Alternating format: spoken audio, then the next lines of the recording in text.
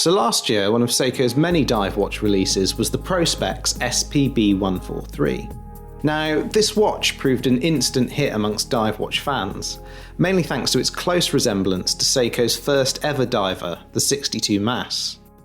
Now, I'm a big fan of the watch myself, and if you want to check out my full review, we'll put a link to the video in the description below.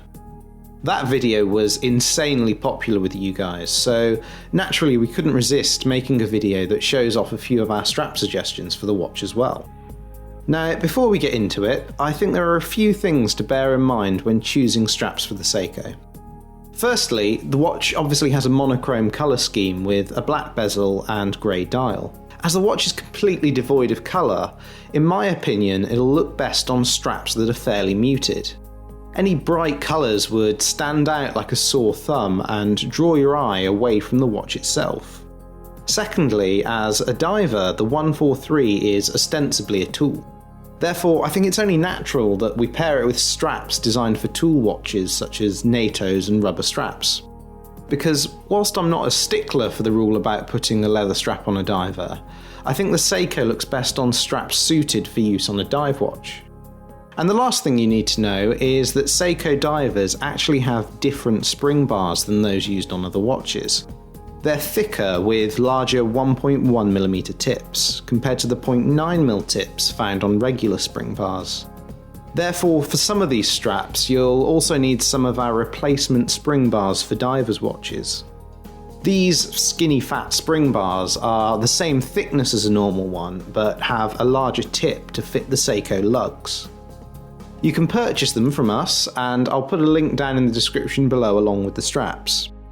Anyway, with all that in mind, let's dive right into the strap options. My first pick is a classic and admittedly obvious strap choice, as it's the ZULUDIVER Modern Tropical Strap.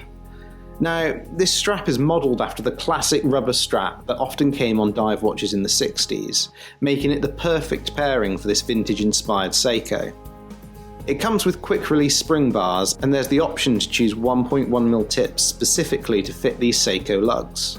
All in all, it's the perfect choice. For a second strap, I'm going to inject a touch of colour with the vintage watch company NATO in olive green. The colour lends the watch a strong military vibe, and the green is dark and muted enough not to detract from that grey sunburst dial.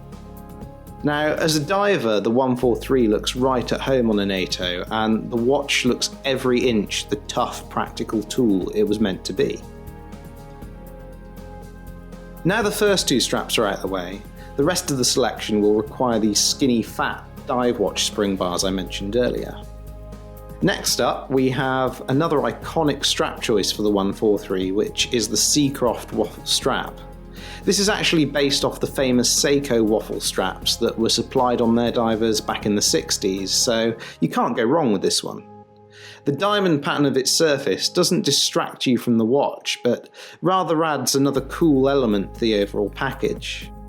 It's made from FKM rubber, so it's incredibly soft and pliable, whilst also being very resistant to chemicals and UV light. For my fourth choice, I went with a padded sailcloth strap. We offer an option with grey stitching that goes perfectly with the grey dial of the 143. The strap itself is a slightly dressier option for those wanting to smarten things up without compromising on functionality. Moving on, my penultimate strap choice is something a bit different. For anyone after an alternative metal bracelet to the Seiko's brushed oyster, you might want to give our German thick 316L stainless mesh a go. This premium mesh strap is of the highest quality, and its polished surface accentuates the polished chamfers on the Seiko's case, giving the 143 a dressier look while still being functional. What's more, the clasp has an impressive 10 micro adjustment positions, so it should be a piece of cake to get the fit just right. And last, but by no means least, I put the Seiko on a ZULUDIVER 328 Italian rubber NATO. We have these made for us by Benetto Cinturini, and the rubber is incredibly soft and very comfortable on the wrist. And like any NATO, it offers security from spring bar failures. The 328 is available on a wide range of colours, but I paired the 143 with the grey option to really bring out the colour of that dial. And with that, we're at the end of our latest strap showcase. Hopefully this has given you plenty of ideas for changing up how you wear your Seiko, and if any of these straps do take your fancy, we'll leave links to each product down in the description and as a pinned comment. Thanks for watching, and we'll catch you on the next video. Cheers!